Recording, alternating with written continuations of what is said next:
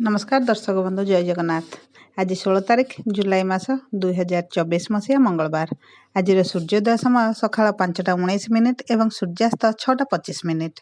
आसतु जानिबा आज पंचांग।